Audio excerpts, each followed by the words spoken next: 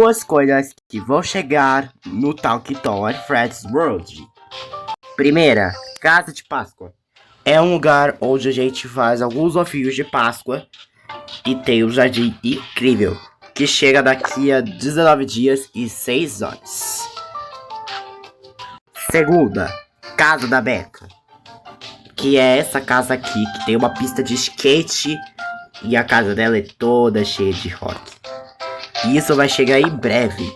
Então, agora é só esperar essas duas coisas chegarem.